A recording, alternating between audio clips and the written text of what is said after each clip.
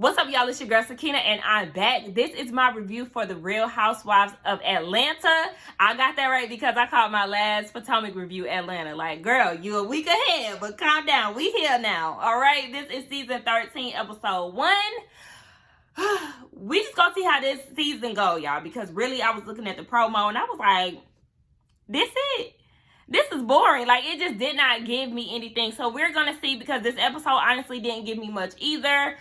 Like I said, we just gonna talk about it. As far as my hair, this is my old birthday hair. It's thin now. It was a lot fuller, so don't be coming for me. But yeah, I had to get rid of my synthetic wig. Actually, no, that's my go-to. So she's still around, but like I'm probably gonna be gravitating to this when I got my Meek Mill braids in. But anyway, let's get into this review. So it starts off with the women doing their interviews, and you know, it's around the pandemic time, right? Now, they're talking about the whole COVID thing, and they're also talking about Black Lives Matter. And when I tell y'all, this had me in my feelings, okay? First of all, because they show a little clip of the George Floyd video, and I've never seen that video, the whole thing. I've only seen a couple seconds of it. Like, you know, when something pop up on your timeline, you see a few seconds, and then you try to hurry up and scroll back, you know, or scroll away. That's the situation with me, because every time I had a conversation with somebody and they describe what was said in the video and stuff, like, I can't take that type of shit, as a lot of us can, you know.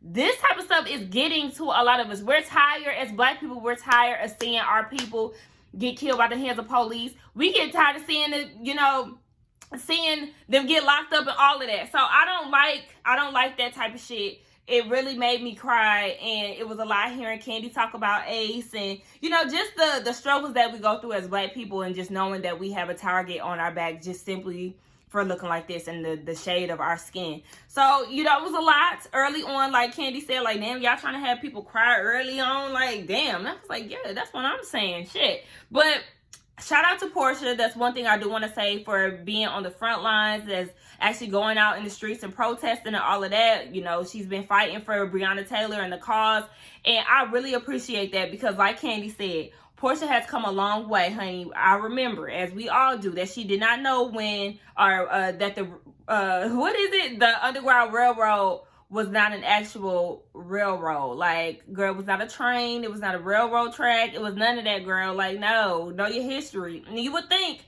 and that's why I always side-eye Porsha, like, your dad is Hosea Williams. Like, Hosea Feed the Hungry is big as hell in Atlanta. He's a civil rights activist. Like, why didn't you know your history as a child, or, you know, just growing up? And that's what she did say, you know, despite my past, I educated myself, and I just want to make sure that I'm out there protesting and doing my part because of her daughter. She said PJ is her motivation. So shout out to her. You know, we see her get arrested and all of that. Good work, Porsha. You're doing the damn thing, okay? Because honestly, I was like, is this genuine? But, you know, just seeing it, I was like, okay, yeah, you really out here, and I appreciate that. Good work, good work. Now, on to a lighter note, we see that Kandi and Cynthia are down in Cynthia's driveway at Lake Bailey. She has a nice spread out for them. They're eating lunch and all of that. So they're having a conversation about COVID. Cynthia been out in LA since the pandemic for 4 months. She was tired of being with Mike after a while. She was ready to see her girls. Kandi said that she had got tested earlier, and she had to do the cotton swab thing, and she ain't have no gag reflex. And, you know, Todd was saying that's probably why she didn't have a problem, because she ain't got no gag reflex. I said, y'all is freak nasties, okay? Freak nasties. And then Cynthia titty popping out every 5 minutes. I said, see, and we already know y'all got a crush on each other, so y'all might need to calm down with all of that. But no. Yeah, so we see Cynthia said that she had gained 20 pounds. Listen, we all can relate to that, okay? Same, because I'm not the same person that I was when I first started my videos. My face look a lot bigger compared to what it was back in April. So look, Cynthia, I understand. Marlo come over, and she is like the corona police. She got her thermostat out. She got her mask on. She got her ruler to gauge whether or not you 6 feet apart from me or not. And they're like, oh my gosh, like, you doing the most. But I feel her. It's funny, you know, it makes TV. I'm surprised that, well, I'm really not surprised, because we know Marlo is a friend of Nene's, right? But she hang with the girls. Hopefully she don't get on my nerves, because there's times where I like Marlo. There's times where she get on my damn nerves. They got into the topic of Cynthia, not Cynthia, but Kenya. They call her and Cynthia phone acting up. And I'm like, what? Marlo was like, girl, do you have Metro? Like, what the hell going on with your signal? Like, nah, sis might got cricket, because listen, that signal was not working for Kenya. She couldn't hear shit they was saying. Yeah, I wanted to drink, so I got some eggnog and some Henny, but I poured a lot of Henny in it, so bitch trying to get buzzed, I see.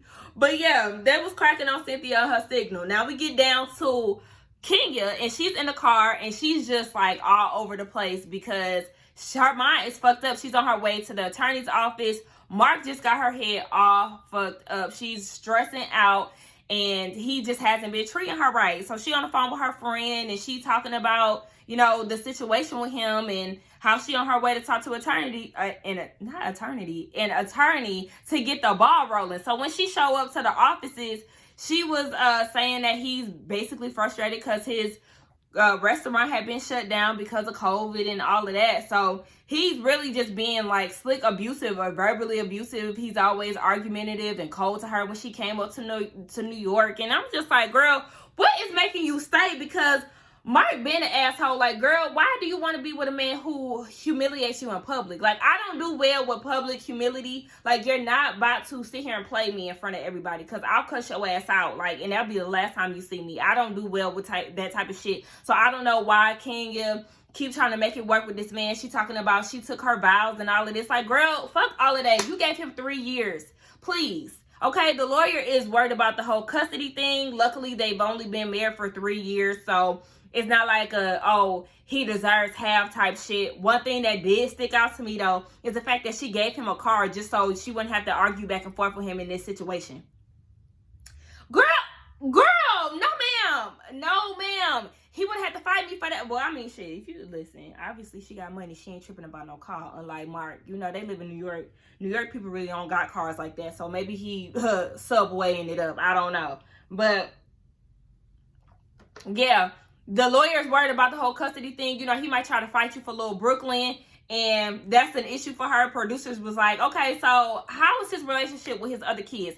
She was like, baby, that's another topic for another day. Like, what that mean? Do that mean that he ain't taking care of his other kids? Because if that's the case, that's what it's very much so reading. And if that's the case, Kenya, why did you have kids with him knowing that he was not a good father? I mean, it seems like he's paying more attention to the baby than he is with her, but that could be some old spiteful shit, because he gives me a old tit for tat type of vibe anyway. Now, I like Kenya. Throughout the years, I've been indifferent. It wasn't until like last season where I really started to come around to her. Like, I really wasn't mad. There's certain things that she does. It's just like, all right, girl, you need to calm down. But you know how I am. For anybody who watch my videos, I can like you and still let you know when you fucked up. So, you know, that's how I am about Kenya. Like, I know she's the villain pretty much, but I don't hate her. You know, listen, like I said, Candace is the Potomac Kenya. So, look, y'all know how I feel about Candace. I fuck with her, but like I said, I'm gonna call you out when need be. So, stay tuned for my Potomac review as well. But anyway, yeah. Like, girl, I like you, but you really being dumb for this man. Girl, please, I would have been left his ass, because he really not no good catch. Girl, for what? And even the lawyer had to tell her, like, on some off-camera type shit, like, girl, why is you letting this man put you through all of this? Like, pull yourself together. I said, thank you, okay? Because all of that extra shit with Mark Daly, you will not be stressing me out, sir. No fucking way. Now, we see Kandi and the family. They're outside washing cars and all of that. And they get into the topic of Roddy. One thing I'm going to say about that is self-love. You know, appreciate the things that God gave you, because once you start messing with things, it's not easy to go back, okay? So just embrace your beauty, and yeah. Self-love. Anyway, she's going off to NYC to study law. Not spit, girl, to study law. And Kandi was like, baby, these bills is too high.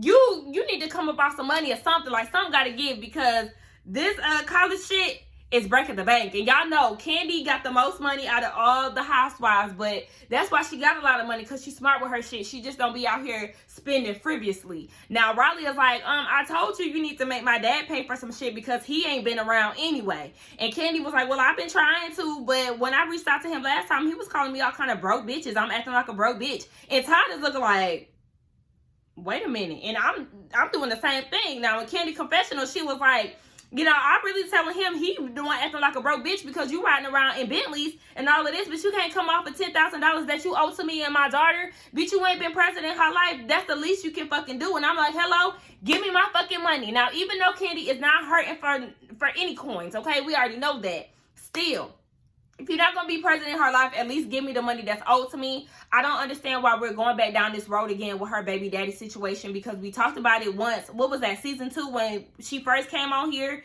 and Riley was saying she don't have a dad or something like that. And then when Block tried to come back into her life, one of those seasons, not too far along. So it's just like, we shouldn't have to go through this again, because it's obvious that this man does not want to be in Riley's life. She's used to not having him around. So it's just like, girl, yeah, fuck him. We just gonna do it how we do it. And, you know, just give us our money. Fuck niggas. Now, anyway, on to the next scene. We see that Kenya is in her backyard. She got Kandi and Cynthia coming over. I said, Cynthia, where was you going with them high heels, girl? Because her backyard was nothing but a construction zone. Tongue twisted as hell. So where was you going with them heels, sis? She's struggling in the damn grass or in the damn mud. The red clay is what people like to call it.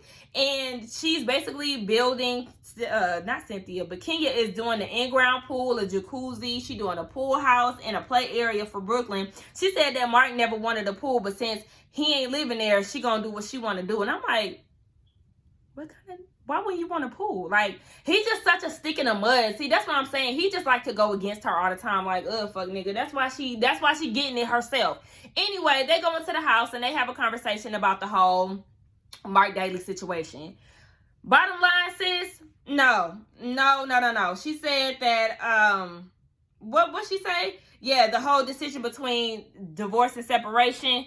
Kandi and Cynthia in their confession was like, girl, let it the fuck go. They was even saying it in her face. I don't understand what you thinking about. Like, what are you thinking about? I know you want a family so bad, sis, but this not the route. This is not the route, because your husband is pure trash. The people do not like him, okay? And shit, he don't even like you. And she said in her heart, she know that he ain't gonna change.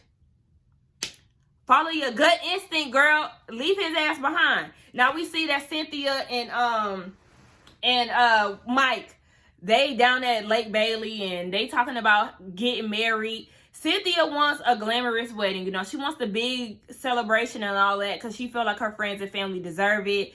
But Mike's whole thing is like, okay, do you realize we in a pandemic, sis? So if everything is not cleared up by our wedding time, then what? Like, are you not satisfied with just me and you getting married? And Cynthia's like, no, I want my family and friends there, you know. And I understand what Cynthia's saying, because she's coming from a standpoint of when she got married to Peter, they already had a lot of stress in their relationship, and her mom and her sister hiding marriage license and all of that extra shit. So it's like, I understand, but at the same time, you're going through a pandemic. As we all know, they end up having their big wedding, and, you know, they tried to follow corona precautions and all of that. But I just feel like you really could have waited. I understand you wanted the 10-10-20 date, but okay, yeah, Mike's whole thing is, girl, it could have just been me and you. Like, see, that's the problem. Remember on Sex and the City, when Carrie wanted that big wedding, and Big was like, no, I can't do this, and he ended up pulling out because he just wanted some old simple shit. And at the end of the day, when they came back to each other, they got married at the courthouse. That's what it was giving me, like, okay, all right. Now, later on, we see that, who is it? I think we had, Kandi. She was doing, like, her whole steakhouse restaurant situation with Don Juan, and Todd. I do like the idea. It looked really nice. I love that green backsplash. So shout out to Todd and Kandi for always doing their thing when it comes down to the restaurants and the businesses. I still haven't made it to OLG, and I probably won't, simply because they don't have vegan options from my understanding.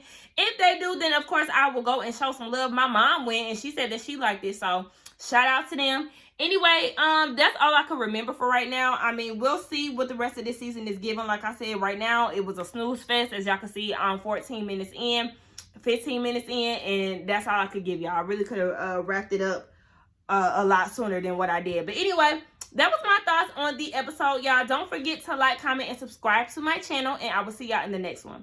Bye.